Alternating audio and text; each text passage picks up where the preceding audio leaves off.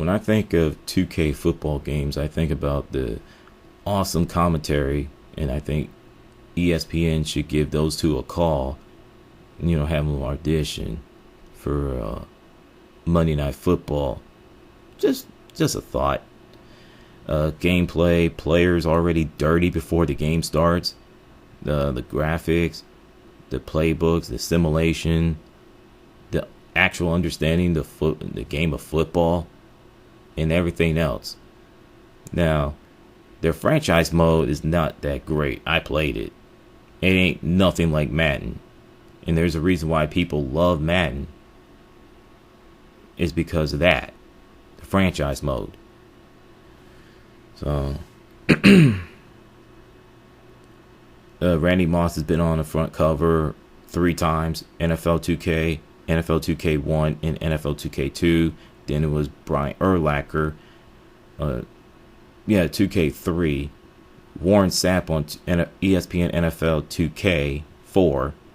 And Terrell Owens of ESPN NFL 2K5, aka Football Video Game GOAT, according to critics in the gaming community and sports gaming community.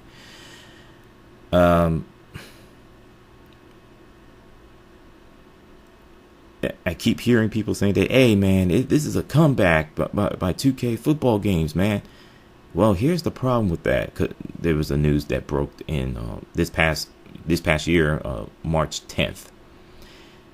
That they signed a multi-year deal with the NFL, which is 2K, but it's not going to be a simulation football video game. It's going to be like an arcade-like, and that's something that simulation football fans didn't want to hear. So, for me and other people who want to see a competition between 2K Sports versus EA Sports, especially with football, I think we're going to have to wait for a bit longer. And when I say longer, I'm talking about 6 years.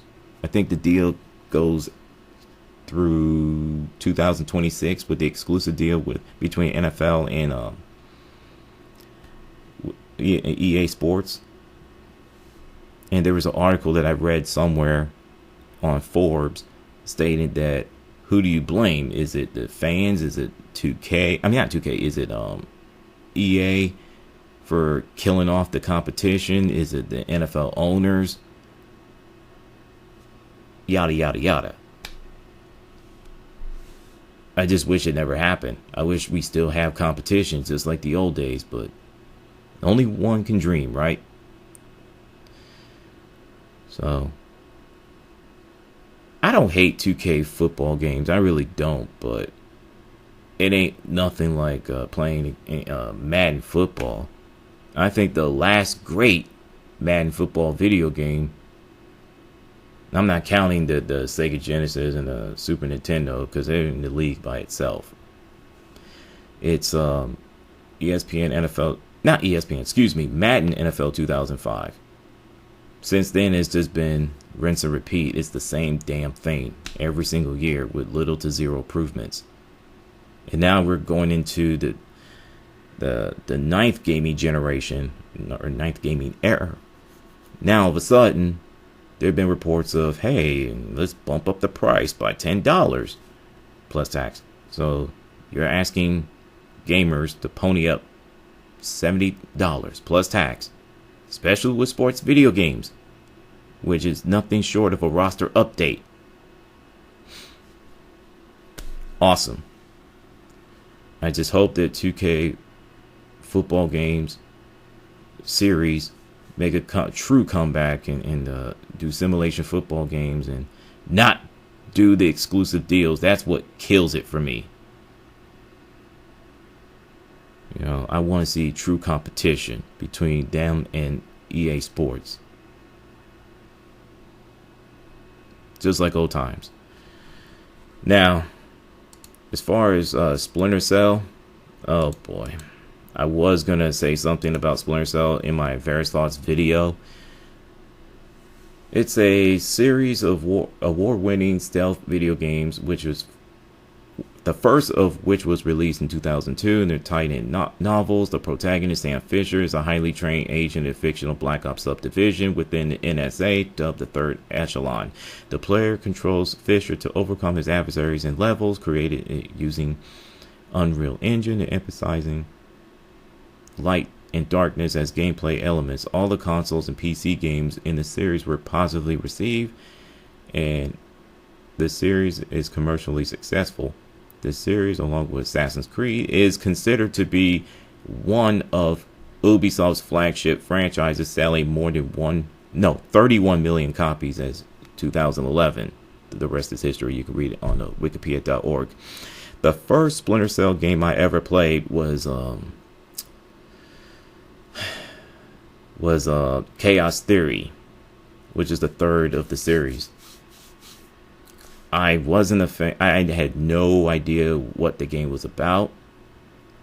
All I knew was a spy. I thought it would be like James Bond or Jason Bourne or whatever, but it ain't nothing like that.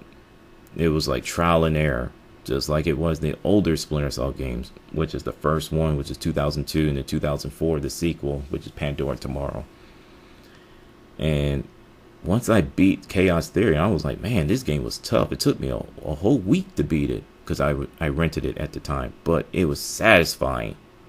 Truly satisfying game. And I fell in love with that game. I fell in love with the series since. Now, I've said in older videos, and I'm going to say it now, the only Splinter Cell games I have yet to complete it are the first one, which is the 2002, and Blacklist, which is the last Splinter Cell game that came out, which is 2013. So, yeah. If I have to guess which mission is the hardest, it's hard to say because I have played Splinter Cell games and most, if not all, of their missions are hard. I would just shoot in the dark and say the bathhouse in the Splinter Cell Chaos Theory.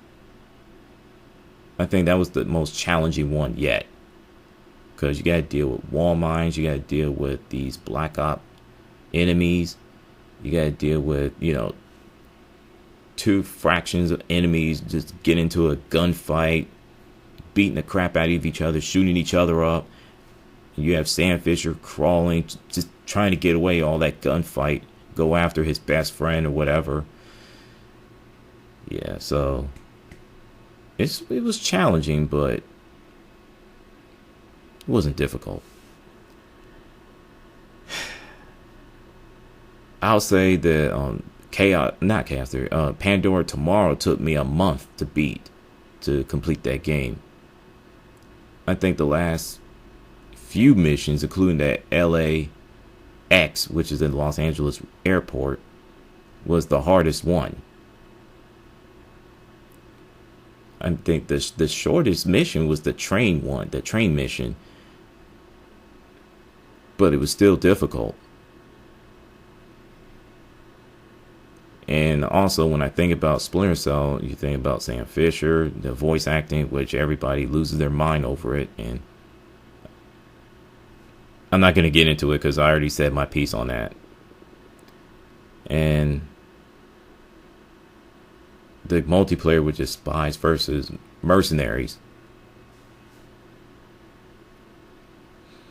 The fact that this franchise, Splinter Cell, and Assassin's Creed are Ubisoft's true flagships, but Ubisoft doesn't treat it that as such. That's the sad part. And I'm definitely gonna go off on Ubisoft in my Various Thoughts video.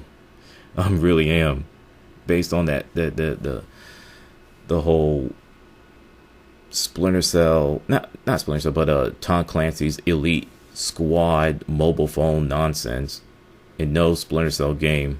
Yeah. Not fair, Ubisoft. Not fair.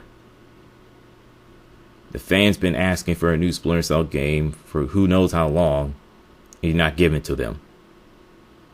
That's bananas. What's your thoughts on 2K football games and Splinter Cell series? And talk to y'all later. Peace.